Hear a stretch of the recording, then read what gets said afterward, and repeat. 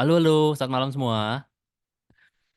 Oke, malam teman-teman gimana? Materi kemarin sambil kita nunggu teman-teman yang lain masuk nih satu persatu. Ada pertanyaan dulu nggak sebelumnya tentang analisa fundamental 4P? Aku tadi nggak sempat ikutan beli sahamnya, tapi sempat lihat tabelnya. Yes, no worries Bu Sherin, besok juga bisa. Tabelnya masih berlaku kok besok. Tabelnya biasa tuh kita evaluasi setiap 3 bulan sekali, karena 3 bulan sekali itu kan rilisnya laporan keuangan. Jadi kita nunggu nih antara bulan-bulan Februari Maret ini mulai rilis laporan keuangan untuk kemudian kita revisi tabelnya. 4P ada pertanyaan? Ada yang ingat nggak 4P apa aja? Ayo, ada yang ingat analisa fundamental 4P? P yang pertama apa? Kedua apa? Ketiga apa? Keempat apa? Pak Andi Rila, Pak Rila. People, product, performance, dan prediction. Yes. Potential predictability. Potensi ke depan lah istilahnya gitu kan. Soalnya kan kita bicara prediksi, kan predik analisa ke depan. Apakah mudah untuk diprediksi atau tidak sahamnya? Yes, Pak Endang. People, product, performance, and potential. Pak Zakman, coach kalau beli saham invest pakai kuota 15% juga atau harus nyicil? Kalau kita bicara invest metodenya berbeda. Jadi kalau kita bicara invest, metodenya nyicil, ya kita cicil beli. Dan tentu nanti selama setahun alokasi portofolionya juga harus dijagain. Jangan sampai satu saham besar sendiri. Misalnya ada satu saham 30% sendiri, yang sementara yang lainnya cuma 10, 8% dari total modal. Nah itu nanti risikonya lebih besar untuk saham yang besar sendiri itu. Hati-hati. Berarti modal di RBN nggak boleh habis. Em, Tentu itu pilihan ya, dalam kadang beberapa waktu ya modal di RDN kita siapkan cash untuk prepare untuk market yang lebih bagus.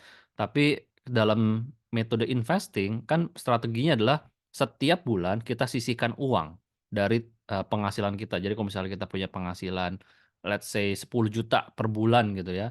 Ya udah kita sisihkan 1 sampai 2 juta untuk kita masukin ke rekening RDN kita setiap bulan. Jadi setiap bulan RDN kita nambah terus gitu. Itu yang makanya disebut metode nabung saham. Nanti diajarin proporsi pembagian modal nggak? Misal untuk saham perbankan berapa persen dari modal, terus misal properti berapa persen, dan ada modal yang akan di-keep. Sebenarnya kalau Anda lihat di tabel itu sudah ada bagian alokasinya. Jadi kita nggak ada apa ya, nggak ada eh, nggak ada prinsip khusus bahwa perbankan harus sekian persen, properti harus sekian persen. Cuman yang kita lakukan adalah alokasinya ya setara kurang lebih ya, jadi tidak bengkak, tidak ada satu yang bengkak sendiri. Jadi lebih ke kesetaraan aja ya. Kalau baru mulai invest dari tabel, kalau langsung beli 4 saham, gimana pembagian kuotanya? Ya, langsung bagi 4 aja. Kalau mau langsung gampang kan alokasinya. Langsung bagi 4. Jadi modalnya masih berarti per emiten 20% dari modal yang ada, yang disisihkan untuk dibeli. Pak Yuli, kemarin saya ikut materi setup reversal coach. Weh, mantap mantap ya. Setup reversal itu buat trading ya. Coach, mendingan investasi saham atau reksadana? Kalau reksadana modal kecil sudah bisa diversifikasi ke beberapa sektor oleh fund manager. Well, plus minus Pak Jason.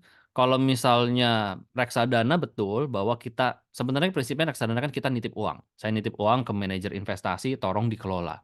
Jadi ya karena kita nitip uang, kinerja portofolio kita tergantung mereka, tergantung orang tersebut. Jadi kita tidak punya kendali apapun. Nah, karena kita juga nitip ke orang lain, tentunya pasti ada biaya. Jadi ada biaya manajemen biaya manajemen dan sebagainya yang cukup besar. Yang kalau misalnya in the long term, lumayan cuannya buat kita daripada kita invest langsung. Dan juga ya em, kebijakan-kebijakan apa ya, privilege kita sebagai pemegang saham misalnya datang ke RUPS, terima dividen ya itu tentu juga kita nggak dapat. Langsung dividen kan langsung dimasukin ke dalam aset ya, dalam aset manajemen itu.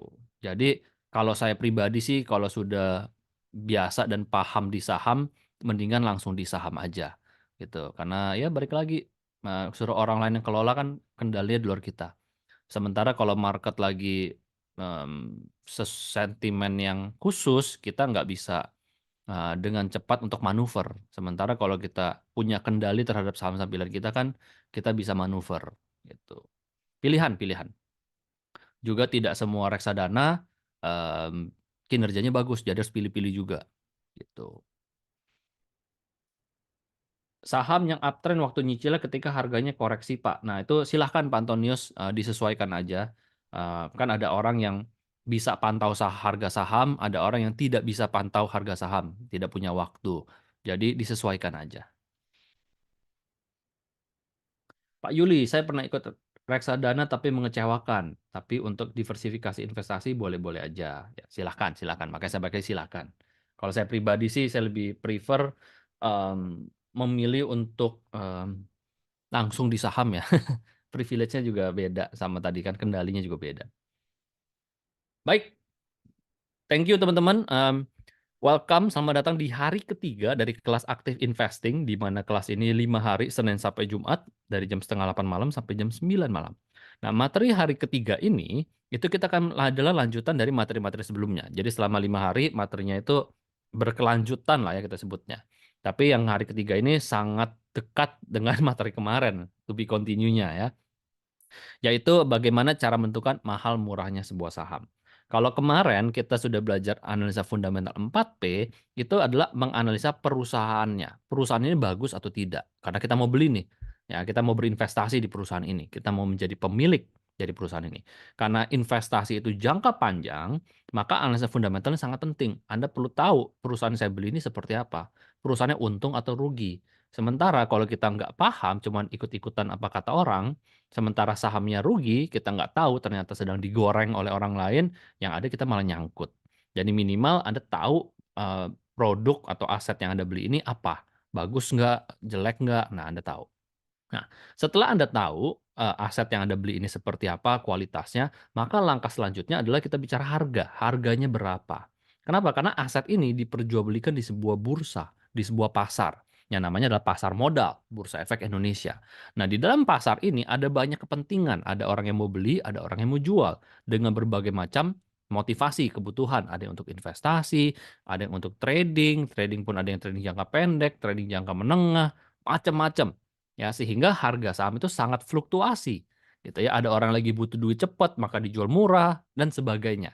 Ya, jadi yang menentukan harga aset ini, harga saham ini di pasar modal itu adalah mekanisme pasar, supply dan demand. Ambil contoh seperti ini. Anda mau beli buah mangga. Nah, Anda datang ke pasar buah dan Anda memilih buah mangga yang terbaik.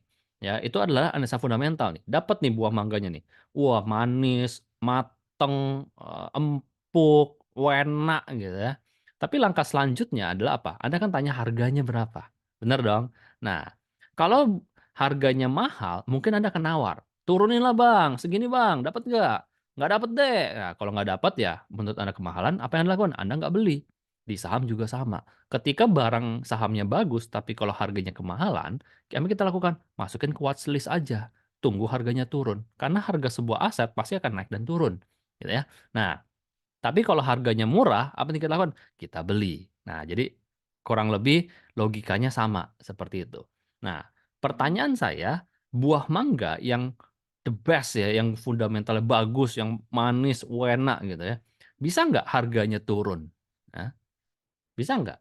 Disebabkan apa biasanya? Buah mangga yang tadinya ya, buah mangganya enak, bagus gitu, mateng, wangi, manis, tapi harganya turun. Biasanya kenapa tuh? Bisa begitu. Yes, Pak Zakman, supply-nya melimpah gitu, supply-nya banyak. Satu sisi, tiba-tiba supply-nya banyak nih. Nah, tapi di sisi lain ya, oversupply, di sisi lain juga mungkin demand-nya turun. Minat yang mau belinya juga mungkin kurang. Mungkin orang-orang udah bosen makan buah mangga. Jadi sebagus-bagusnya sebuah aset, kalau supply dan demand-nya terpengaruh, harganya juga pasti akan terpengaruh. Either supply-nya banyak atau demand-nya menurun.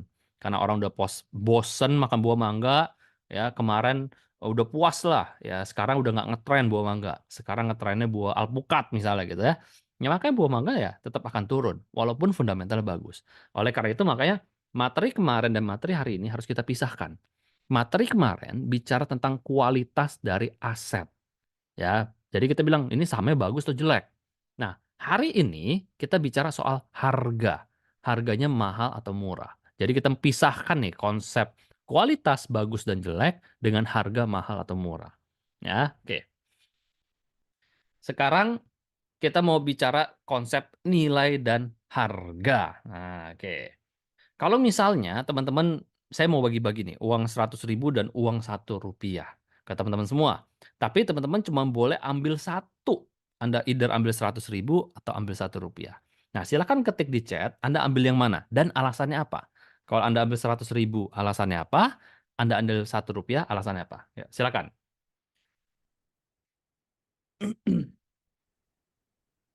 Oke, Pak Jimmy Lau, Rp1 bisa dijual ke kolektor dengan harga mahal. Pak Yuli, Rp1, harganya sekarang lebih mahal. Pak Yosua, ambil Rp1 karena nilai jual lebih tinggi dari 100.000. Pak Andi, Rp1 langka. Pak Antonius, Rp1 karena murah. Kok karena murah? Pak Yuli karena langka. Pak Andi Rila, tergantung coach, nilai tersebut bisa dapat seberapa banyak item tertentu. Pak Jason, 100.000 karena bisa dibelikan saham yang lagi murah. Pak Dipo, Rp1 karena nilai bisa lebih dari Rp100.000. Oke, jadi ini yang jawab 100.000 nggak banyak ya angkatan ini ya. Tapi alasannya 100.000 karena bisa dibelanjakan. Sementara teman-teman pilih Rp1, ini rata-rata jawabannya sama nih ya, karena barang langka bisa dijual lebih mahal dari 100.000. Nah, di sini saya mau sharing teman-teman memisahkan konsep nilai dengan harga. Seperti saya bilang, kalau kita bicara nilai, ini kita lebih banyak bicara tentang fundamental. Sorry. Kita banyak bicara tentang fundamental yang kemarin ya. Kualitas ya, quality ya. Kualitas. Nah, jadi kalau kita bicara nilai dari sebuah aset, terutama uang gitu ya, biasanya nilainya ya yang tercetak gitu. Jadi kalau kita bicara nilai 100.000, otomatis lebih besar dari nilai uang Rp1 secara nilai. Tapi kalau kita bicara secara harga, ketika kedua aset ini saya jual di pasar, diperjualbelikan di pasar, itu kan pasti ada pembeli yang memiliki motivasi yang berbeda-beda. Nah, jadi saya mendefinisikan harga sebagai apa yang pasar bersedia bayar. Artinya bukan cuma nawar, tapi terjadi transaksi. Nah, saya temukan di Tokopedia, ya pasar itu kan pasar online ya. Ya ada orang banyak yang ternyata jual uang Rp1. Nah, untuk kebutuhan beda-beda pastinya. Nah, saya menemukan salah satu yang harga tertinggi yang terjual di situ ada Rp150.000. Di mana ada tulisannya sudah terjual. Saya cari yang udah terjual, yang udah ada kuantitinya gitu ya. Kan ada di Tokopedia kan ada yang sudah terjual, ada yang belum terjual. Nah, saya ambil yang sudah terjual. Ya udah ada berapa piece terjual. 150.000. Berarti dari sisi harga, uang Rp100 ini itu lebih besar dari uang 100.000.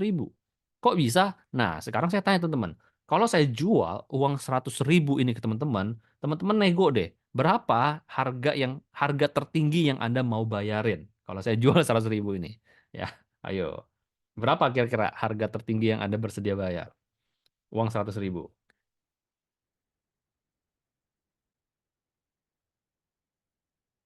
Ya, 100.000 coach, 100.000, 100.000. Nah, mentok di Rp100.000. Bahkan 50.000 mau bayarinnya. Ya, di bawah 100.000. Nah, jelas kan? Jadi dari sisi nilai 100.000 ini lebih besar. Tapi dari sisi harga 100.000 ini Rp1 ini lebih besar. Nah, itulah konsep harga. Teman-teman, harga itu tidak selalu ditentukan dari nilai dari sebuah aset. Tapi ditentukan apa? Dari motivasi yang ada di pasar. Either kebutuhan mereka apa, mungkin punya kenangan manis terhadap uang Rp1 sehingga mereka berani bayar mahal. Mungkin mungkin untuk pernikahan ya, untuk pernikahan mereka butuh uang Rp1 dan sebagainya. Motivasinya macam-macam, sehingga orang-orang bersedia bayar di harga yang macam-macam. Nah, jadi kita memisahkan konsep nilai dan harga di sini. Kemarin kita bicara soal kualitas, soal nilai, hari ini kita bicara soal harga. Nah, sekarang saya mau nanya lagi sama teman-teman ya. Kalau misalnya saya punya emas 10 gram dijual di harga 10 juta, menurut Anda ini mahal atau murah? Dan alasannya apa? emas 10 gram dijual di harga 10 juta. Mahal atau murah? Alasannya apa? Kalau saya nanya harus selalu disertai alasan, karena kita lagi belajar analisa. Pak Yus bilang sesuai, Pak Yosua murah, karena LM sekarang harganya di atas 1 juta. Pak Andi murah dari HA. HA itu apa HA? Pak Dipo, mahal kok harga di pasar untuk 10 gram itu 9,2 juta. Nah, Pak Jason murah karena emas saat ini 1.040.000. Murah karena harga 1 gram lebih 1 juta. Tergantung harga belinya, kalau lihat harga LM per gram 1 jutaan. Tergantung harga di pasaran coach. Murah di pasar hari ini di atas 10 juta. Harus lihat referensi atau pasar. Yes. Jadi walaupun jawaban teman-teman ada bilang mahal, murah, tapi alasannya semua tuh sama. Yaitu apa? Bandingkan dengan harga pasaran. Ya, dengan walaupun setiap orang punya perbandingan informasi harga pasarannya beda-beda. Nah, berarti di sini pertanyaan saya, bagaimana cara kita menentukan sebuah aset itu mahal atau murah? Nah, jawabannya sudah dijawab teman-teman. Yaitu apa? Kita dengan cara membandingkan. Kalau pembandingnya lebih tinggi, maka harga ini jadi murah. Tapi kalau pembandingnya lebih rendah, maka harga ini jadi mahal. Jadi mahal murahnya sebuah aset sangat tergantung dari pembandingnya. Itulah kita manusia. Kita didesain untuk menentukan nilai sebuah harga sebuah barang itu mahal atau murah, lebih besar atau lebih kecil. Itu ya pasti lebih bagus atau lebih jelek, pasti ada pembandingnya. Otak kita didesain untuk membandingkan secara cepat. Nah, jadi waktu saya bikin PowerPoint ini, harga pembandingnya, harga emas antam waktu itu ya, saya pakai harga emas antam, itu di 939.000 per gram. Waktu itu, waktu saya bikin PowerPoint ini. Jadi kalau saya pakai pembandingnya harga ini, maka 10 gram 10 juta ini bisa kita bilang mahal. Karena kalau 10 gram dengan harga ini berarti cuma sekitar 9,4 juta. Ya gitu ya. Jadi itulah bagaimana cara kita manusia menentukan sebuah aset itu mahal atau murah dengan cara membandingkan. Tinggal dibandingkan dengan apa, kesimpulannya beda-beda. Nah, supaya kesimpulannya sama, maka kita perlu standar. Nah, bagaimana dengan saham? Di saham juga sama. Jadi, balik lagi, kita punya perbandingan kualitas dari sebuah aset, yaitu nilainya. Ya, di mana ingat prinsip saya tadi kemarin bahwa perusahaan adalah aset produktif yang menghasilkan duit, ya. Nah, sehingga perusahaan ini akan semakin berharga kalau bisa menghasilkan duit lebih banyak lagi. Benar dong? Nah, duit paling bersih yang diterima oleh perusahaan disebut laba bersih. Nah, earnings ini adalah laba bersih. Kenapa saya pakai bahasa Inggris? Supaya teman-teman terbiasa. Karena kalau baca berita nanti ada muncul kata earnings, Anda tahu, oh itu maksudnya laba bersih. Gitu. Nah, jadi kualitas dari sebuah aset ya nilainya itu pasti kan kalau kita bicara laba bersih itu kan pasti nggak gerak lurus ya. Pasti kan akan selalu naik dan turun. Ya, jadi kita asumsikan lah garisnya seperti ini. Nah, sementara harganya, harga sahamnya itu sangat fluktuasi, sangat naik dan turun. Kenapa? Karena ada faktor perilaku manusia, motivasi, kebutuhan, ekspektasi, macem-macem ya, manusia itu kan macem-macem. Jadi harga saham pasti akan fluktuasi, naik dan turun. Ya seperti ini ya, turun, naik lagi, turun lagi, naik lagi, turun lagi, naik lagi. Nah, namun kalau teman-teman lihat karakteristiknya adalah ketika dia turun maupun dia naik, sampai satu titik dia akan balik arah. Balik arahnya kemana? Kembali kepada nilai dari perusahaan tersebut. Ya, dia turun sampai satu titik dia balik lagi naik. Dia naik sampai satu titik dia turun lagi. Ya, turun sampai satu titik dia akan balik naik lagi dan terus naik terus terus terus terus terus sampai satu titik dia akan kemudian turun lagi ya dan kemudian turun terus dan satu titik naik lagi. Jadi inilah karakteristiknya. Jadi walaupun harga saham itu sangat fluktuasi, tapi secara jangka panjang kualitas dari aset itu selalu menjadi patokan utama. Ketika market melihat, oh harganya udah ketinggian nih, udah di atas udah lebih mahal dibandingkan kualitas dari aset tersebut. Maka sebaiknya ya udah saatnya profit taking. Nah, gitu ya. Nah, kalau sebaliknya kalau begitu turun juga sama. Wih, ini harganya udah lebih murah nih dari nilai perusahaan nih. Wah, sebaiknya udah saatnya mulai beli nih, gitu kan. Nah, jadi itulah. Nah, jadi ketika sebuah saham harganya berada di atas nilai perusahaan tersebut, ini yang kita sebut mahal. ya. Jadi perbandingannya selalu pada nilai perusahaan atau mungkin ada juga bilangnya over value, ya. Nah, ketika harga saham itu berada di bawah, eee, nilai perusahaan, ini kita sebut murah atau bisa juga sebut under value. Nah, kita sebagai seorang investor, saya balikin lagi ya, investor ya, bukan bukan trader, investor, kita mau beli saham itu ketika harganya murah atau minimal ketika harganya wajar. Nah, karena misalnya nih Anda beli di sini nih ketika harganya wajar, walaupun nilainya kemudian turun, tapi seiring berjalan waktu ya, seiring berjalan waktu, ketika perusahaan menghasilkan laba lebih banyak lagi, maka nilainya akan kembali naik lagi. Ya, jadi sepanjang ini pasti akan tetap cuan. Nah, walaupun Anda beli di sini tetap cuan, Anda beli di sini tetap cuan. Jadi minimal wajar atau murah ya gitu. Warren Buffett sendiri bilang, dia bilang, "Saya lebih baik membeli perusahaan luar biasa di harga wajar daripada beli perusahaan jelek di harga murah." Nah, di situ ya jadi perbandingan gitu. Oke. Nah, tapi ketika kita bilang "Wah, coach, harganya udah murah nih, coach. Wih, saatnya beli nih."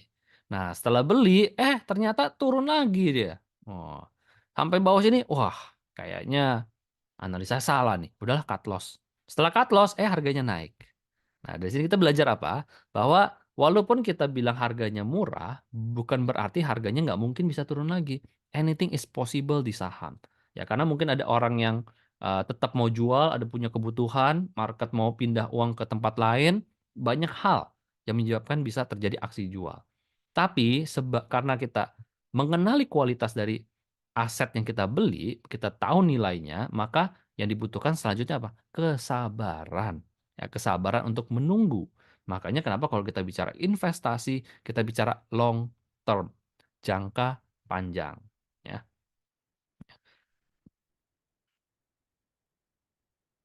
Oleh karena itu, maka kita membutuhkan, kita perlu melakukan yang namanya valuasi, ya. Kita menentukan berapa nih nilai wajar dari, perusahaan-perusahaan ini. Ketika kita melakukan valuasi, ada 2 metode yang paling populer. Ada banyak metode, valuasi itu ada banyak metode teman-teman ya. Tapi 2 yang paling populer itu adalah ini, intrinsic valuation dan relative valuation.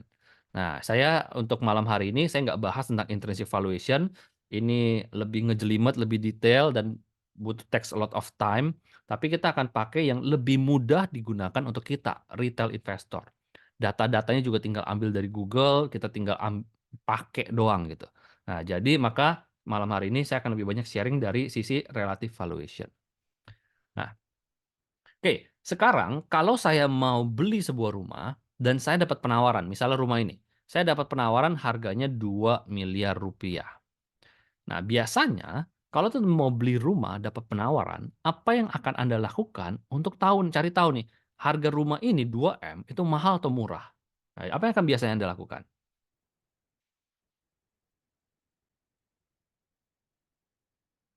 Pak Yuli, cari harga di market, ya, cari harga di pasaran. Riset harga tanah dan bangunan di sekitarnya, ya sekelilingnya harganya berapa nih ya, di tetangga-tetangga kiri kanan, ya. Dan bandingkan ya, lihat lokasi, harga pasaran, cek harga rumah dijual lingkungan yang sama, cek nilai sebenarnya, searching harga reference tanah dan bangunan, yes.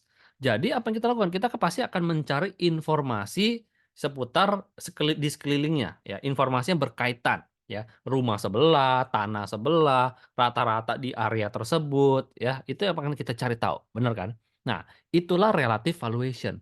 Anda berusaha untuk mencari tahu aset ini mahal atau murah dengan membandingkan aset-aset sejenis.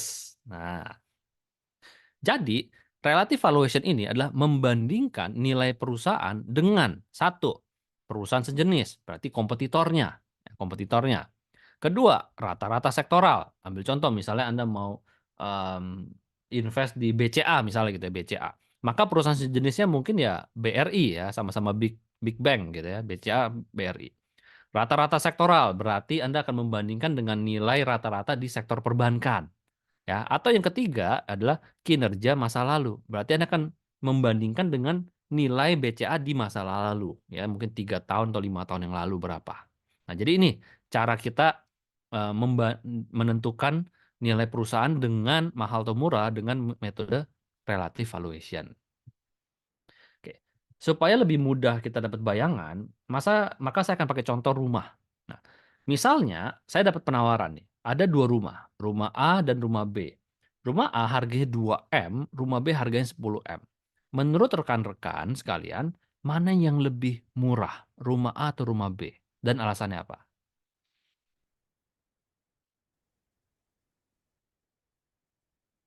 Pak Yuli tidak bisa dibandingkan karena tipenya berbeda. Oke, yang lain? Belum bisa dinilai coach karena belum ada pembandingnya. Oke, ada lagi yang lain? Lebih murah rumah B karena biaya bangunannya lebih mahal. Pak Jason, rumah B, luas bangunan, bentuk bangunan, serta lokasinya mungkin coach. Bu Sherin, tergantung area di mana. Pak Jimmy Lau, B, karena kualitinya jauh beda. Pak Wilyadi, rumah B lebih luas dan bahan-bahan yang dipakai.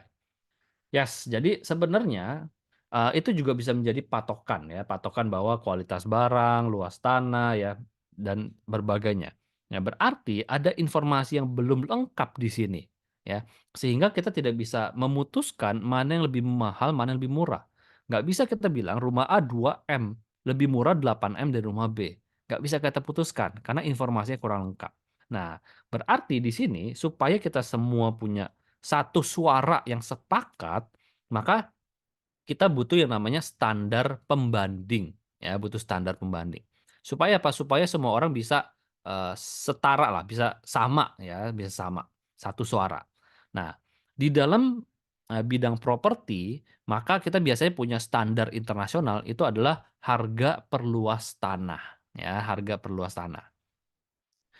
Jadi kita perlu tahu informasi luas tanahnya, luas bangunannya berapa di luar, kualitas dari material yang digunakan. Ini yang paling basic-nya dulu yang kita pakai. Nah, ternyata rumah A luas tanah itu 200 meter persegi. Sehingga harga per luas tanahnya adalah 10 juta per meter persegi. Sementara rumah B itu luas tanahnya gede banget, 1.600 meter persegi.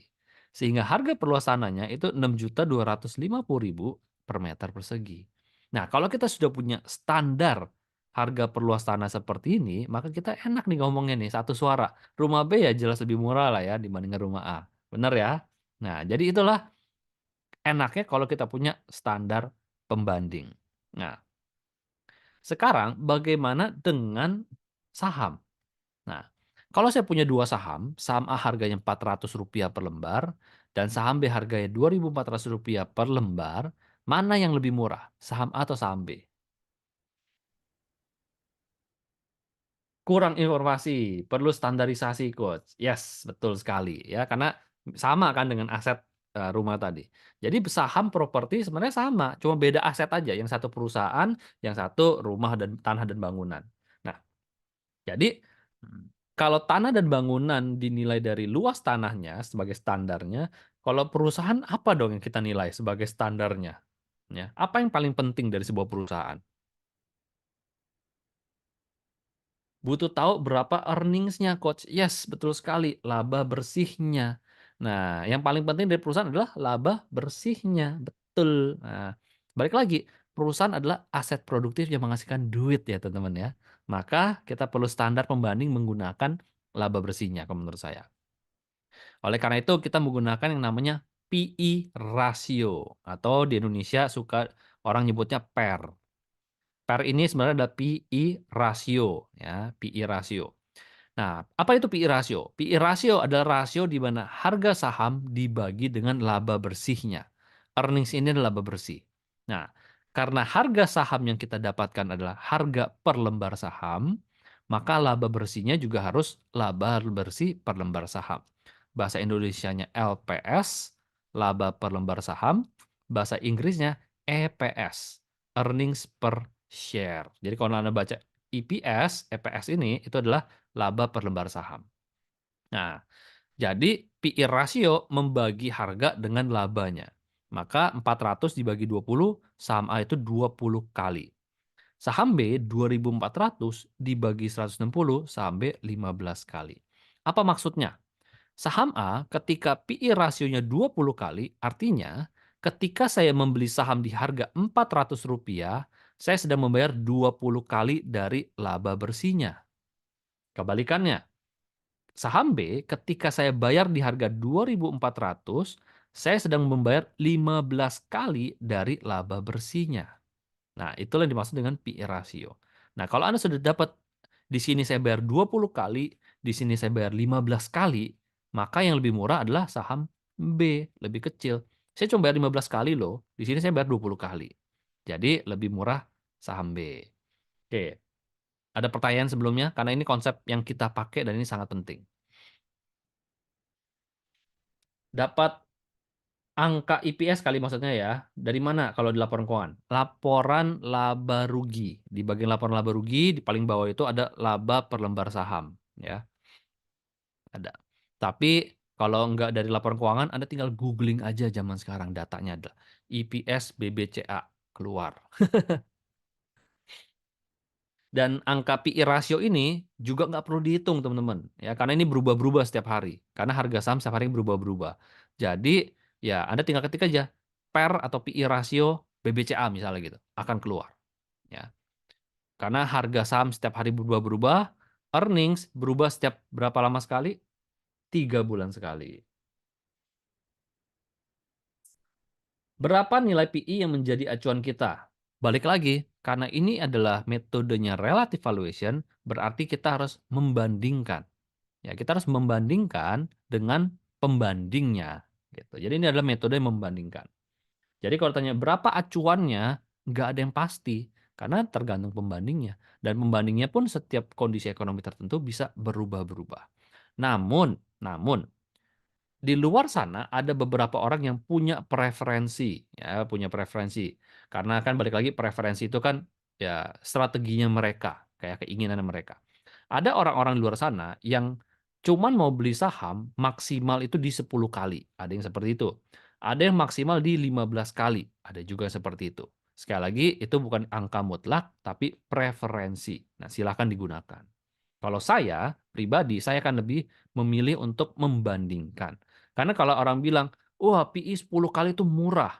Nah, kalau kita kaitkan itu masuk ke saham pertambangan misalnya, saham pertambangan tuh rata-rata di bawah 10 kali.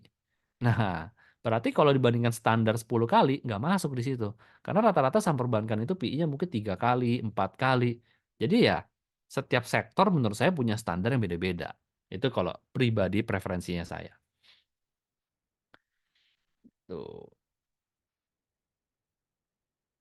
Kalau lihat dari statistik dari apps-nya itu valid nggak? Harusnya valid ya Bu Sherin ya, kecuali ada human error, salah ketik, salah input ya. Harusnya valid. Earnings per kuartal terupdate. Artinya untuk PER-nya, earning-nya disetahunkan dulu ya Coach. Jadi ada dua metode kan, earnings-nya disetahunkan, artinya annualize, atau menggunakan data earnings lampau. Nah, saya pribadi lebih suka pakai data earnings lampau, yaitu TTM, trailing 12 month, artinya 12 bulan terakhir. Ya, 12 bulan berjalan. Saya pribadi lebih suka pakai yang itu. Oke, nggak ada lagi pertanyaan, silakan teman-teman. Karena kita pakai ini, gampang kok. Tinggal lihat PI-nya berapa, bandingkan, dapat deh mahal murahnya. Ada yang masih bingung soal PI, soal PER?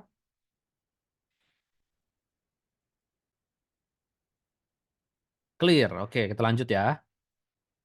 Nah, sekarang kita ambil contoh yang tadi lagi. Ternyata rumah A lokasinya di Kuningan, Jakarta. Dan rumah B lokasinya di Kuningan, Jawa Barat. Yang which is pasti punya standar yang berbeda-beda. Benar ya? Nah, jadi misalnya rata-rata rumah di Kuningan Jakarta itu misalnya 30 juta per meter persegi. Ini saya ngarang aja ya. Maka bisa bilang rumah A ya lebih murah gitu kan. Sementara kalau misalnya contohnya rumah B di Kuningan Jawa Barat itu rata-ratanya di 3 juta per meter persegi, maka bisa bilang rumah B lebih mahal. Gitu. Jadi di sini pelajarannya apa? Di saham juga sama. Ingat, ketika kita membandingkan ada satu adalah sektor yang sama.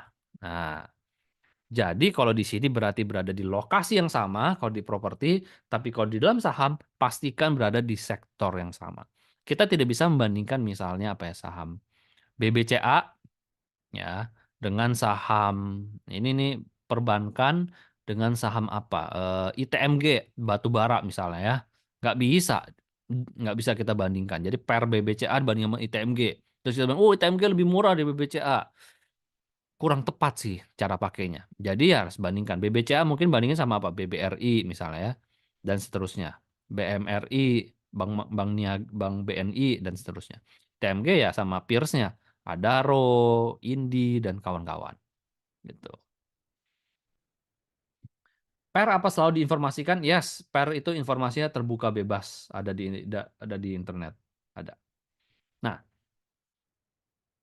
kalau tidak ada pertanyaan, sekarang bagaimana kita menggabungkan antara fundamental dari perusahaan dengan valuasinya, ya, dengan valuasinya. Saya akan pakai contoh misalnya ada saham A dan saham B yang sama-sama Rp100 per lembar saham. Nah, data rilis laporan keuangan di 2021, saham A itu IPS-nya Rp5 dan saham B IPS-nya Rp10. Sehingga PIA dapat 20 kali, yaitu 100 dibagi 5. Saham B 10 kali, 100 dibagi 10. Nah, dari sini kita bisa simpulkan saham B lebih murah. Ya, dari sini clear ya. Mana yang lebih murah? Saham B lebih murah. Oke.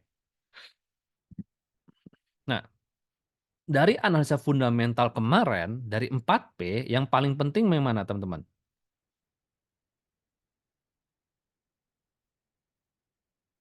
Dari 4P. People, Product, Performance, Potential, Predictability. Mana yang paling penting? Terakhir, yes. Kenapa? Karena ujung-ujungnya terakhir, potensi bisnis ke depan. Ya, analisa people supaya tahu potensi ke depan, analisa produk supaya tahu potensi ke depan, analisa performance juga supaya tahu potensi ke depan. Jadi tujuan akhirnya kita pengen tahu potensi ke depannya seperti apa. Jadi dari analisa fundamental kita akan mendapatkan yang namanya estimasi. Ya, salah satunya estimasi laba ke depan. Ya, jadi kalau kita estimasikan saham A ya, ini contoh doang ya. Jadi setelah dianalisa oleh para analis, dimiliki kesepakatan bahwa, kenaikan laba saham A setiap tahun itu bisa naik 100%. Wah, gede banget ya. So, estimasi growth ya, saham A 100% per tahun rata-ratanya. Sementara saham B diestimasikan sekitar 20% kalau lihat angkanya nih ya. Jadi di sini estimasi growth-nya 20%. Pertanyaan saya ke teman-teman, kalau Anda sudah punya informasi seperti ini, ya, Anda mau beli saham yang mana? Saham A atau saham B? Dan alasannya apa? Pak Yuli saham A karena growth-nya lebih tinggi. Pak Jimilau saham A karena punya potensi yang jauh lebih besar. Pak Zakman A pertumbuhan lebih besar. A growth-nya 2 kali terus setiap tahun. A karena growth, A potensi lebih besar, A karena potensi, A dengan catatan harga sahamnya nggak naik ketinggian. Harga sahamnya nggak naik ketinggian, harga sahamnya udah di ini 20 kali. Jadi Pak Andi beli yang mana nih? A 20 kali loh. A harga sahamnya 20 kali, B harga sahamnya 10 kali. Jadi kalau tanyanya lebih mahal, ya saham A lebih mahal, gitu. Oke, rata-rata jawab A ya, nggak ada yang jawab B. Katanya kalau beli saham cari yang murah. Kalau cari murah saham B dong. Jadi cari yang murah atau cari yang mahal?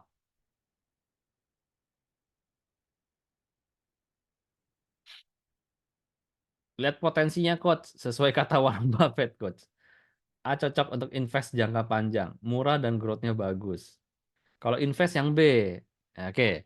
Nah, jadi di sini sengaja kenapa saya kasih contoh yang agak ekstrim ya, karena di sini saya mau menjelaskan pada teman-teman tentang preferensi dan profil risiko.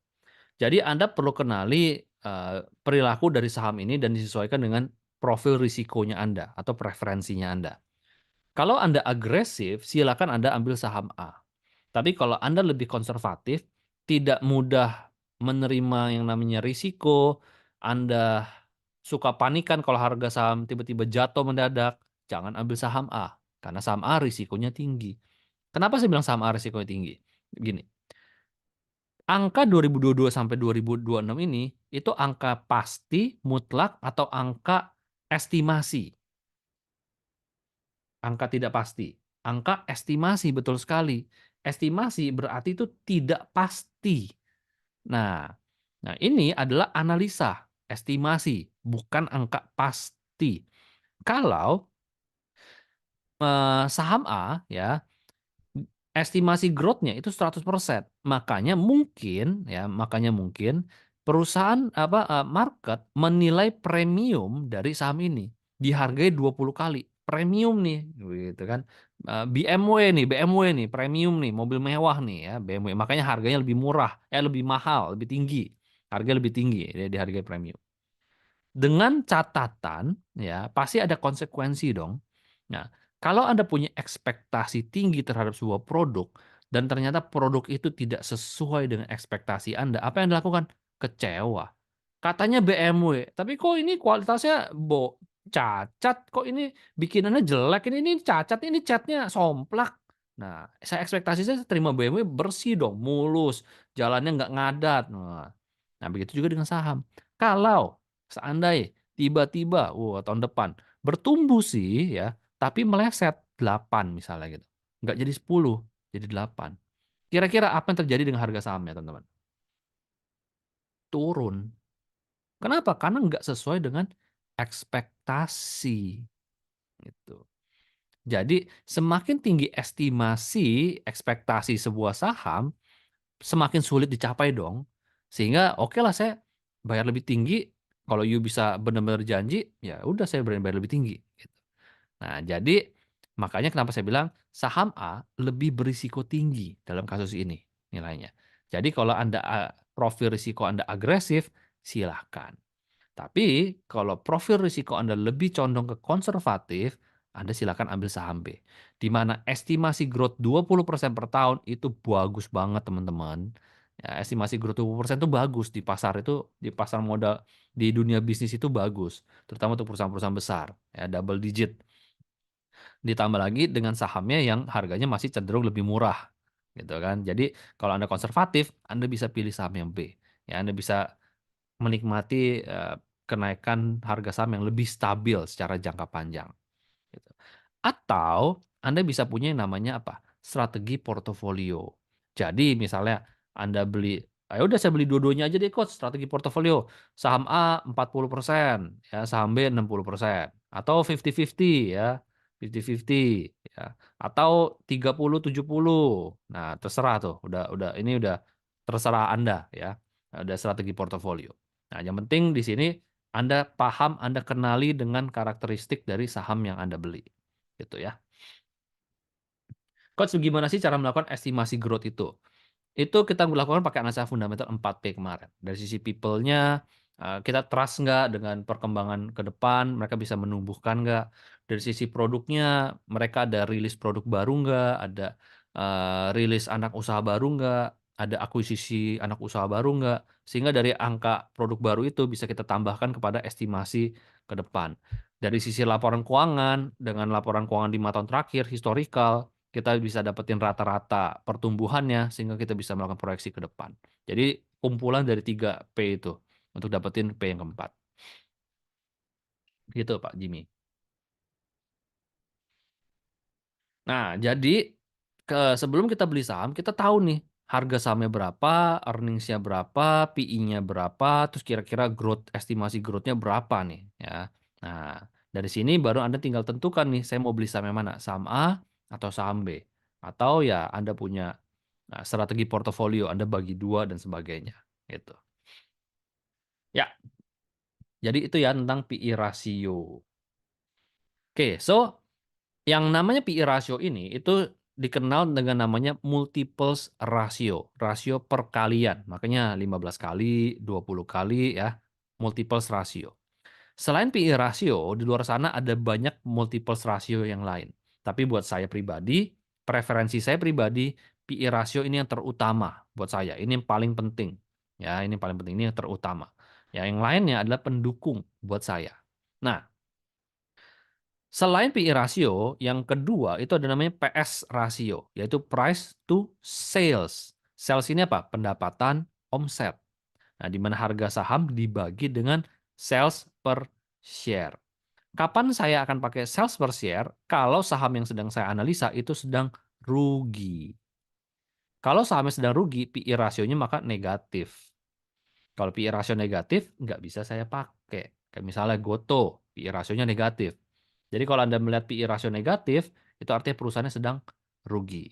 Kalau perusahaan sedang rugi, saya mungkin akan pakai price to sales rasionya. Ini sebagai alternatif kalau PE rasionya negatif. Yang ketiga, yang cukup populer dipakai juga adalah price to book value atau PBV. Ya, di mana harga saham dibagi dengan book value per share-nya dia. Apa itu book value? Book value ini adalah aset bersih.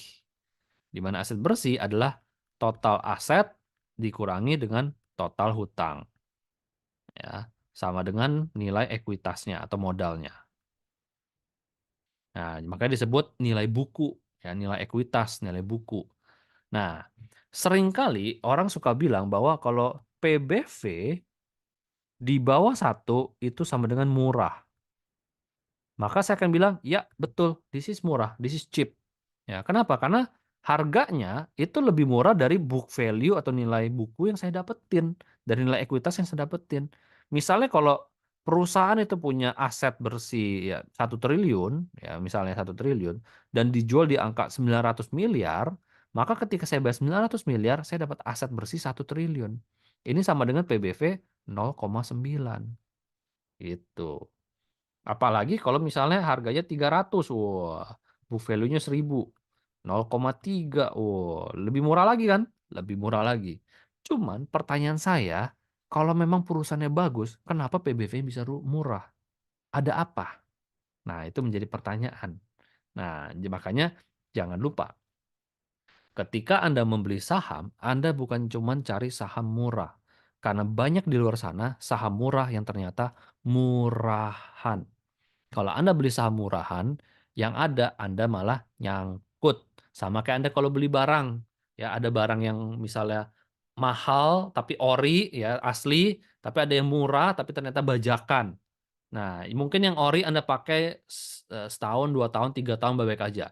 Yang bajakan Anda pakai mungkin ya sebulan, 2 bulan udah rusak, misalnya gitu. Contohnya mirip seperti itu. Jadi hati-hati.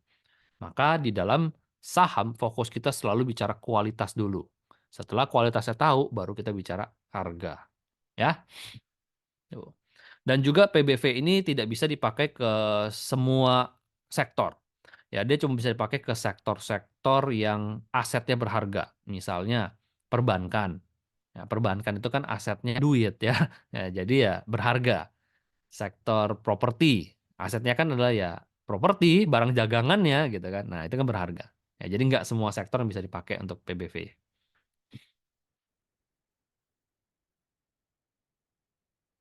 Oke. Nah, jadi kalau Anda sudah dapat PI sama PBV-nya misalnya gitu, kita bilang pair aja lah ya, udah dapat pair-nya, bagaimana carinya? Googling aja. Googling, cari di aplikasi-aplikasi, data semua ada kok ya. Setiap hari pair pasti berubah-berubah. Kenapa? Karena harga saham juga setiap hari berubah-berubah. Nah, kalau Anda sudah dapat pair-nya, apa yang dilakukan? Ada standar nggak, Coach? Seperti tadi bilang, saya bukan aliran standar ya. Buat saya aliran membandingkan. Karena bagi saya setiap kondisi ekonomi tertentu pasti standarnya beda-beda ya. Ada situasi-situasi di mana standar PI itu naik gitu kan. Jadi ya standarnya di situ. Tapi ada waktu-waktu di mana standar PI-nya turun. Nah, balik lagi makanya saya akan melihat situasi dan saya akan membandingkan. Tapi ada orang-orang di luar sana yang punya preferensi. Misalnya, saya cuma mau beli saham-saham yang maksimal PI-nya itu di 10 kali atau di 15 kali. Nah, itu boleh. Jadi balik lagi, silahkan Anda manfaatkan ilmu ini sesuaikan dengan karakter Anda, gitu ya, karakter Anda. Nah, jadi kalau saya, begitu saya dapat PI-nya, saya akan bandingkan. Satu dengan PI masa lalunya misalnya ya. Jadi 5 tahun terakhir rata-rata PI-nya itu di berapa. 3 tahun terakhir rata-rata PI-nya di berapa. Kedua, saya bandingkan dengan perusahaan sejenis atau kompetitornya. Ya, jadi kan bandingan perusahaan ini berapa, kompetitornya berapa. Atau yang ketiga, bandingkan dengan rata-rata industri atau sektornya. Ya, kayak ambil contoh tadi BCA, saya akan bandingkan dengan masa lalu BCA, saya akan bandingkan dengan BRI, BNI, Bank Mandiri, atau saya akan bandingkan dengan rata-rata sektor perbankan. Ya, jadi 3 hal ini saya akan bandingkan, kemudian saya baru ambil kesimpulan. Gitu. Coach, kadang ada emiten yang PI-nya nggak ada. Apa artinya? Saya nggak tahu, harusnya semua emiten punya PI. Ya, mungkin ini maksudnya mungkin dari website atau dari aplikasi ya, PI-nya nggak muncul. Either satu error atau dua lagi rugi perusahaannya. Asumsi, ini asumsinya saya, asumsinya saya. Gitu. Ya minimal Anda lihat aja. Kenapa? Kalau ternyata perusahaan nggak rugi dan PI-nya nggak ada, mungkin error kali. Jadi ya coba hitung sendiri. Atau cari di website lain. Gitu. Oke, terakhir, teman-teman. Sekali lagi saya selalu mengingatkan bahwa saham murah itu belum tentu bagus. Ya. Kapan biasanya kita bisa mendapatkan harga produk yang lebih murah, teman-teman? Ya, teman-teman, bapak-bapak yang suka gadget dengan brand yang sama, kapan Anda bisa mendapatkan harga lebih murah? Atau ibu-ibu yang suka fashion dengan brand tertentu, ya, kapan Anda bisa mendapatkan barang brand yang sama dengan harga yang lebih murah? Kira-kira biasanya kapan tuh?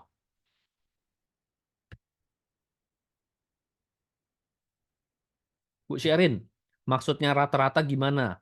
Apa rata-rata harga saham antar sektor? Bukan. Jadi kalau kita bicara valuasi pakai per, berarti per rata-rata sektor. Itu yang kita pakai. Ya, cari di Google, ada datanya. Ya. Jadi dibandingkan bukan harganya ya teman-teman ya, tapi pernya ya. Per ini menjadi standarnya. Jadi per yang kita bandingkan. Momen khusus, midnight sale, jika oversupply, jika ada sale season, cash khusus coach, salam cuan, saham investasi yang eh, oke itu nanti ya. Jika ada diskon, jika ada event khusus, tanggal kembar setelah pembagian dividen di diskon. Yes. Jadi biasanya kalau kita dapat barang murah itu biasanya karena lagi sale, lagi diskon. Nah, pertanyaan saya, barang bagus kenapa di diskon? Karena jawabannya cuma satu, penjualnya menurun, demand-nya menurun, mulai tidak laku, ya, mulai tidak laku, sehingga makanya di sale, ya, di sale. Banyak macam, either produk baru mereka rilis ternyata nggak laku, akhirnya di diskon, atau mereka mau keluar produk baru ya, jadi seri lama di diskon, barangnya masih bagus, tapi karena udah seri lama, orang udah nggak tertarik beli, orang maunya belinya yang seri baru misalnya gitu. Atau yang ketiga, lagi krisis, lagi BU, butuh uang cepet. Nah ini fantastis nih yang kita cari-cari. Oke, jadi pandemi kemarin, saya ditawarin mobil ini teman-teman. Harga mobil ini itu secondnya itu 1,2 M. Dan saya kemarin ditawarin mobil ini di harga, oh saya ngeblank, 350 juta. Oh, saya bilang, kok gila banget, murah banget nih 350 juta. Jadi saya dijelaskan ada apa dengan mobil ini nih ya. Ya. Mercy loh, 350 juta. Nah, mobil ini bekas, saya lupa, kecelakaan, ya kayak kecelakaan waktu itu ya, bekas kecelakaan rusak berat gitu ya. Bodinya udah dimulusin lagi, tapi dalamnya, mesinnya, kabel semuanya itu masih joknya segala macam masih harus dibenerin lagi. Kurang lebih saya harus keluar another 400 juta. Total-total 750 juta. So sometimes kalau ada produk yang harganya murahnya kebangetan, there's something. Nah, tugas kita bukan langsung buru-buru beli. Apalagi kalau saham kan gampang banget tinggal klik buy. Bukan tuh buru-buru beli. Ya, tapi tugas kita adalah cari tahu ada apa dengan aset tersebut. Apakah beneran murah atau jangan-jangan murahan? Kalau beneran murah, good deal. Tapi kalau murahan, hati-hati, nyangkut kita. Oke, pesan dari mentor besar kita. Jadi kita punya mentor besar ya, namanya Mr. Edward Lee. Beliau adalah salah satu konglomerat di Filipina ya. Beliau yang menurunkan ilmu sahamnya kepada kita ya. Beliau bilang seperti ini. Cheap can become cheaper and stay cheap for a long time. Saham yang katanya murah itu bisa turun lagi tuh, Don, bisa lebih murah lagi. Dan tetap di harga yang lebih murah itu untuk jangka waktu yang lama. Tidur dia, nggak bangun-bangun. Nyangkut duit kita. So, hati-hati. Ya, kita tidak cari saham murah. Jadi kita pahami kualitas asetnya dulu, kualitas perusahaannya bagus atau enggak, baru langkah berikutnya harganya berapa. Jadi jangan terbalik. Ya, jangan fokusnya cari murah, murah, murah, murah. Terjerumus kita kalau kita nggak tahu fundamentalnya. Oke, jadi terakhir kesimpulannya memahami angka adalah alat bantu yang penting. Tapi kata kuncinya di sini teman-teman, alat bantu. Tidak menceritakan gambaran keseluruhan kalau kita cuma tahu murah doang, mahal doang, cuma tahu angka. Ya, balik lagi. Angka ini tujuannya haruslah mendukung analisa kita. Bukan murah atau mahal, tapi perusahaan ini bisa berkembang atau tidak. Karena kalau perusahaannya bisa berkembang, wah, ya makin cuan kita, harga saham juga akan naik. Jadi kenali fundamental dari perusahaan yang Anda beli, baru kemudian cari tahu harganya mahal atau murah. Jangan terbalik. Ya, kalau Anda dapat perusahaan yang murah banget, wah, too good to be true, segera cek fundamentalnya. Ya, gitu. Oke, gitu teman-teman. Happy investing. Oke, Pak Pramono, stock split itu apakah ibarat barang sale atau diskon? Tidak, Pak Pramono. Stock split itu ibarat pecah duit. Jadi saya punya uang 100.000 satu lembar. Saya stock split menjadi apa? 5 lembar 20.000. Nah, tapi sama, 100.000 5 lembar juga totalnya 100.000, sama-sama 100.000. Cuma di sini satu lembar, di sini 5 lembar. Gitu. Jadi itulah stock split, pecah duit. Ya. Oke, tadi Pak Kusno, case khusus coach, saham cuan, saham investasi yang hanya dalam sekian bulan bisa cuan ribuan persen. Bagaimana menurut coach? Ya, itu bukan saham investasi. Dalam sekian persen bisa naik ribuan bulan. Itu saham yang sedang digoreng. Ya, pasti itu sedang ada dorongan khusus lah dari oknum tertentu yang memang pengen menaikkan harga dari sahamnya. Ya, dan kemudian ya pasti akan terjadi aksi profit taking. Gitu. Kan kemarin sudah terjadi tuh ya di awal tahun begitu dibuka turun dia aksi profit taking. Nah, akhir-akhir ini mulai ada naik lagi, tapi menurut saya itu masih masih gorengan lah kalau menurut saya tuh. Hati-hati kalau main sahamnya itu ya, bukan untuk invest, untuk trading aja. Coach, boleh nggak tutor salah satu saham yang HBC rekomendasikan? Kenapa saham itu layak dibeli, Coach? Oke, hari ini apa ya? BCA ya. Saya ada kayaknya Kayaknya ada direkomendasikan BCA ya tadi ya, BCA, BRI ya kalau nggak salah ya. Itu mudah sekali ya. Dua top bank terbesar di Indonesia ya, berarti secara fundamental harusnya top bank. Secara people kalau teman kenal dengan para direksinya, profil mereka, karakter mereka, oh one of the best people I know ya. Karakternya, mindsetnya, dan tentu skill mereka dalam bidang perbankan, manajemen dan sebagainya dari sisi people. Produknya, cara produk ya namanya perbankan ya standar lah ya namanya perbankan, tapi mereka ya produknya selalu menjadi produk andalan. Bisa Anda lihat kalau misalnya BCA anniversary ya setiap tahun itu selalu ditunggu-tunggu. Saya pribadi aja kalau saya mau beli mobil saya akan nunggu, rela ikhlas nunggu BCA anniversary. Ya karena biasanya kreditnya harganya lebih lebih lebih masuk. Ya lagi diskon harganya ya. Akan menunggu itu. Dari sisi performance-nya, bank di Indonesia ya termasuk bank dengan margin atau net interest margin ter apa ya, tertinggi di dunia ya, termasuk salah satu bank paling profitable di dunia ya, termasuk salah satu bank paling profitable di dunia. Bahkan BRI, laporan terakhir ini BRI itu adalah perusahaan ya, perusahaan emiten di Indonesia dengan laba bersih terbesar, nomor satu terbesar BRI di Indonesia. Itu. So, ya dan prospek ke depannya ya akan grow terus gitu, grow terus. Ya itu secara lisan ya saya bisa jelaskan. BCA dan BRI masih kondisi hold coach. Yes, betul karena udah naik tinggi berapa berapa waktu ini kalau teman melihat harganya udah naik tinggi. Gitu, ya. Coach tadi angka growth kita dapat dari mana? Itu hit ya. Ada banyak cara, ya pasti kita hitung, tadi saya udah jelaskan ya, kita hitung dari, fundamentalnya ya, dari sisi people-nya, dari sisi produknya, dari sisi performance-nya. Pak Widododo, Coach apa arti ARB dan ARA di perdagangan sehari-hari ya? ARB dan ARA adalah batas maksimal kenaikan dan penurunan saham dalam satu hari, ya. Di pasar Amerika nggak ada batasan seperti ini. Loss mereka ya, naik-naik, turun-turun. Nah, di Indonesia dibatasi. Berarti ARB disebut juga sebagai auto reject bawah adalah batas bawah dari penurunan harga saham sehari. Misalnya, mereka ada ininya ya, ada kriterianya, ada apa, ada jenjangnya ya, saya lupa.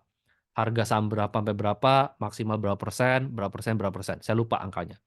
Misalnya anggaplah, 20% misalnya anggap ya. Jadi ketika harga saham itu udah turun 20%, udah tuh nggak bisa turun lagi. Itu udah harga mentok paling bawah yang boleh turun di hari itu. Begitu juga naiknya, misalnya naiknya 20%, ya sama 20%. Nah, atas itu namanya ARA, auto reject atas. Jadi batas atas, batas bawah, kenaikan penurunan saham dalam satu hari, gitu. Coach nanti diajarin hitung harga wajar nggak? Kalau di kelas 5 hari ini mungkin, tidak terlalu memungkinkan karena, dari sisi waktu dan komitmen ya, eee eee, nanti kalau teman tertarik kita ada namanya master class, nanti di master class itu bisa lebih panjang waktunya dan bisa lebih detail. Nah di situ nanti bisa ajarkan hitung harga wajar base kalau misalnya mau ada angka target price-nya. Tapi kalau enggak pun teman-teman menggunakan, pair itu yang kita gunakan sehari-hari itu, pakai pair gitu. Coach kalau diberi bobot, lebih penting kapitalisasi besarnya aset perusahaan atau yearly earning growth? Tentu kalau diberikan bobot, yearly earning growth yang lebih penting, ya. Tapi kapitalisasi juga cukup penting karena bicara risiko. Apalagi kalau perusahaan besar, yearly earning growth-nya bisa fantastis, double digit seperti perusahaan-perusahaan growth company. Itu lebih fantastis lagi, gitu. Jadi ya keduanya sih menurut saya memiliki peranan yang berbeda ya. Tapi kalau ditanya prioritas, saya kan lebih memprioritaskan earning growth gitu.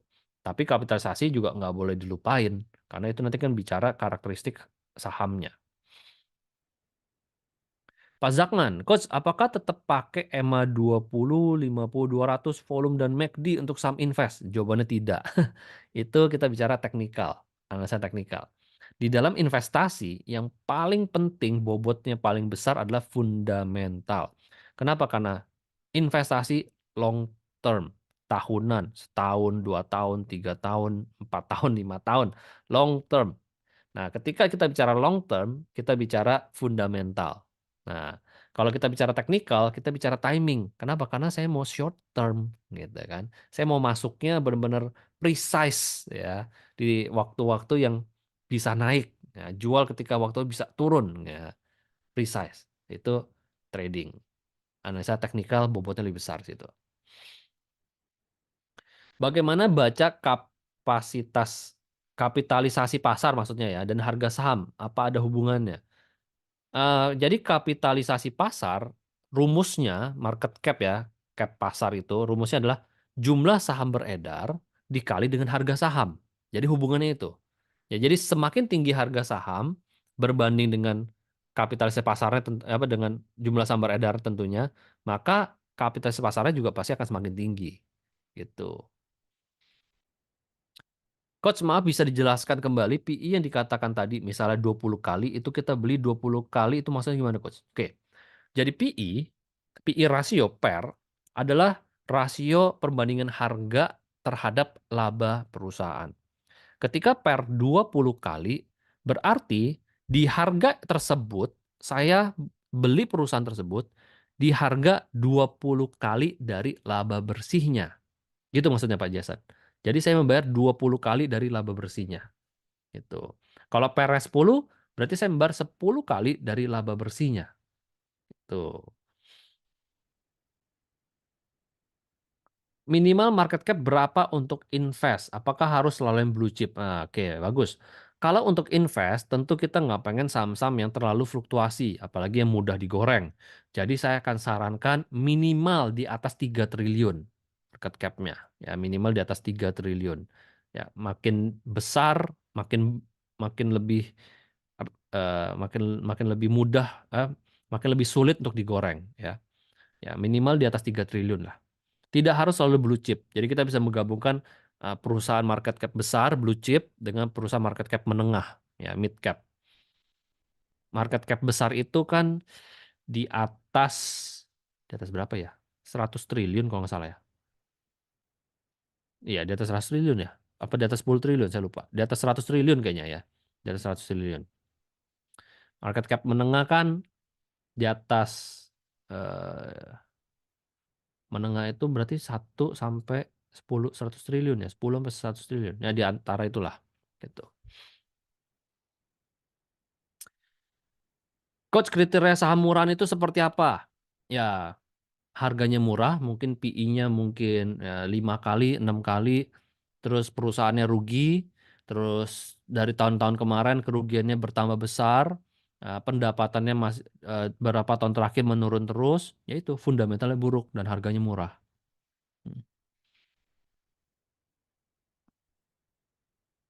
Pak Robin, Coach mau tanya, ada kode saham MAPI dan MAPA, tapi harga murah MAPA.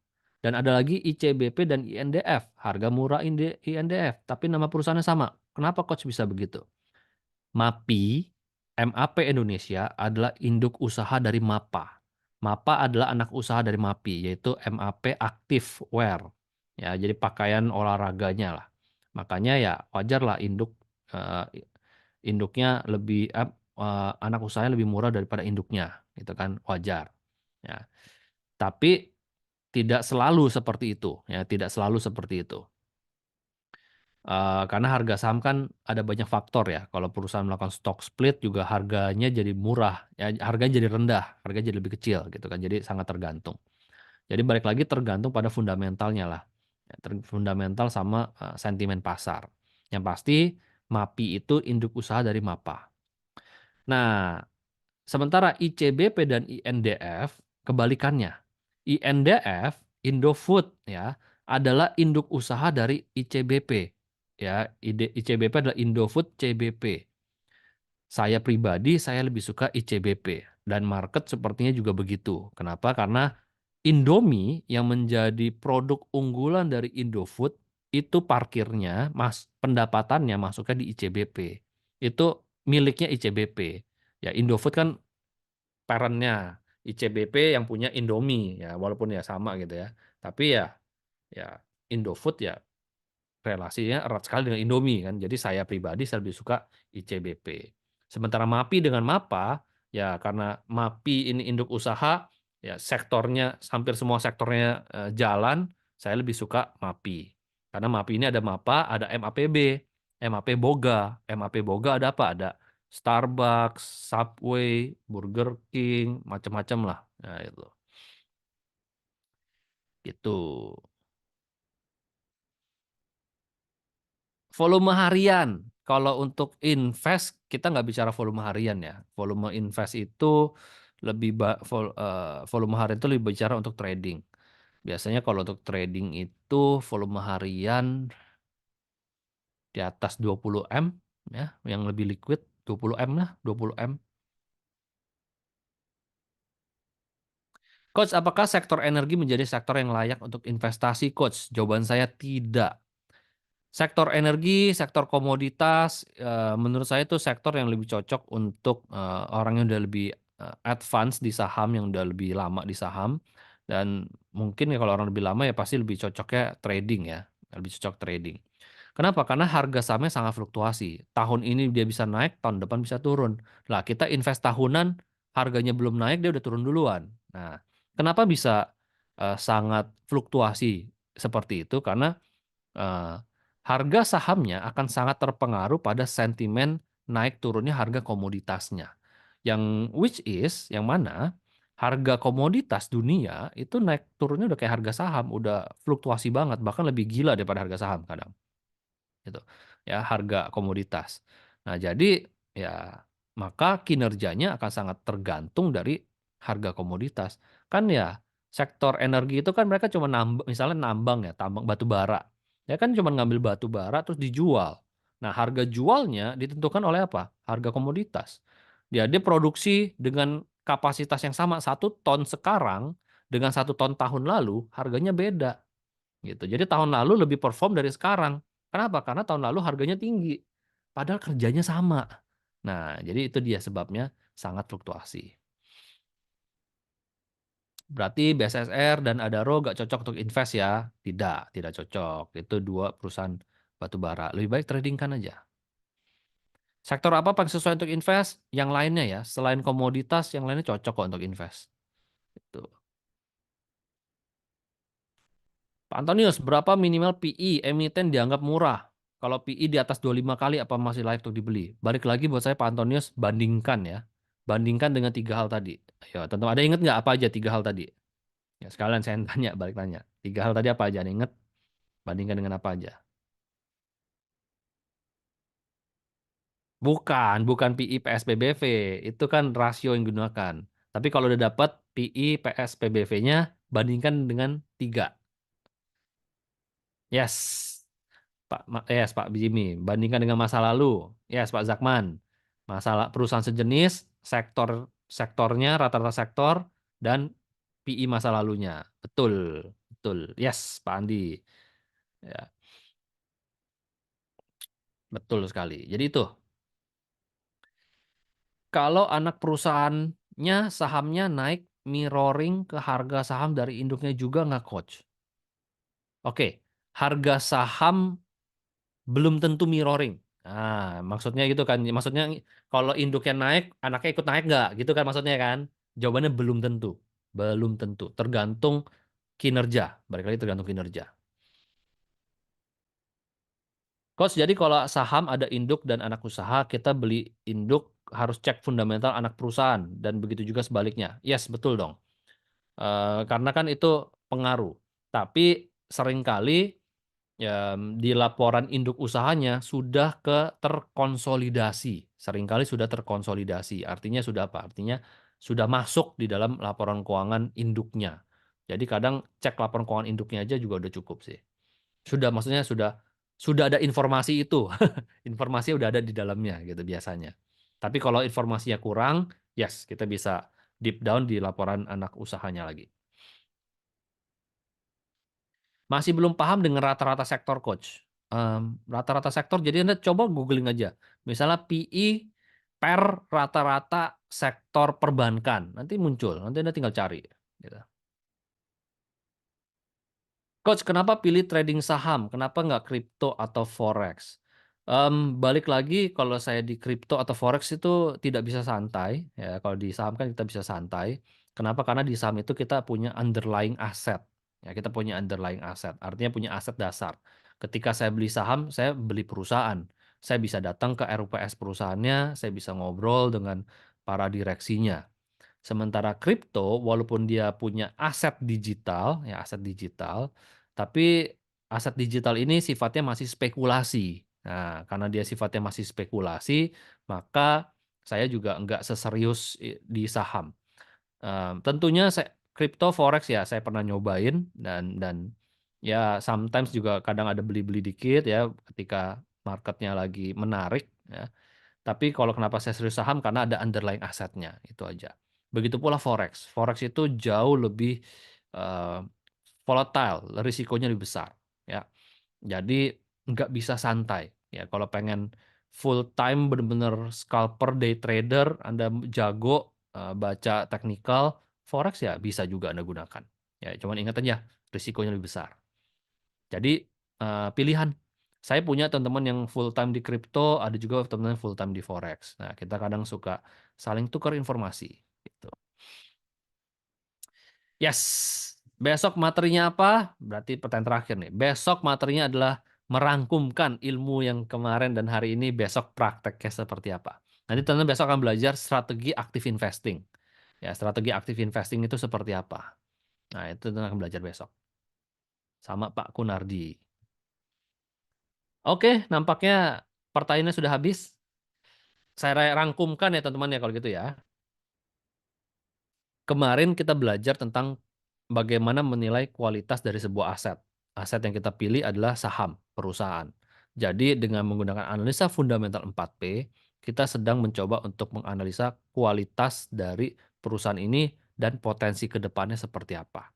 Nah, sekali lagi, kualitas dari perusahaan ini akan besar pengaruhnya terhadap harga sahamnya jangka panjang. Itu kata kuncinya, jangka panjang. Kenapa? Karena dalam jangka pendek fluktuasi. Banyak orang yang punya motivasi, butuh duit, butuh uang cepat, jual murah. Ya, ada orang yang mau scalping, ada orang yang mau day trading, ada orang yang investasi, ada orang yang mau ngambil dividennya. Motivasinya macam-macam. Sehingga setiap orang punya preferensi beli dan jual di harga tertentu yang beda-beda. Makanya secara jangka pendek harganya memang, fluktuasi. Makanya trading kalau jangka pendek. Jangka panjang invest. Nah, namun tadi itu ketika kita bicara harga karena fluktuasi, harganya beda-beda, maka sebaiknya kalau kita sudah tahu saham yang kayak beli ini kualitasnya bagus, langkah berikutnya, belinya pun kalau bisa jangan kemahalan. Karena kalau belinya kemahalan, ada kecenderungan terjadi koreksi. Nah, minimal Anda kalau Anda belinya kemahalan, minimal Anda akan nyangkut sampai kinerjanya mengimbangi harga saham yang Anda beli, ya, mengimbangi harga saham yang di mana Anda beli. Tapi kalau Anda belinya murah, di harga yang murah, atau minimal di harga wajar, ya minimal cepat naik untuk naiknya, seiring kinerjanya lebih lebih cepat lah dibandingkan kalau Anda belinya ketinggian, gitu. Jadi langkah berikutnya adalah kenali valuasi dari harga saham yang Anda beli ini mahal atau murah. Pakai apa? Pakai PER, Price Earnings Ratio. Ya, saya sudah jelaskan tadi PER itu apa, tinggal cari PER-nya bandingkan yang lebih murah, gitu. Kalau PER-nya sudah lebih kecil, berarti lebih murah. Gitu. Jadi kualitasnya, kemudian PER-nya. Gitu teman-teman. Oke, thank you semua. Mudah-mudahan materi 2 hari ini bermanfaat. Mudah-mudahan saya bisa menjelaskan dengan bahasa yang sederhana, bisa dipahami. Harapannya sih, saya berusaha untuk memberikan contoh-contoh yang lebih sederhana gitu ya. Balik lagi teman-teman, setelah ini harapkan praktek, karena ilmu saham itu saya bisa karena terbiasa, ya. Saya bisa kan terbiasa. Jadi supaya terbiasa perlu praktek.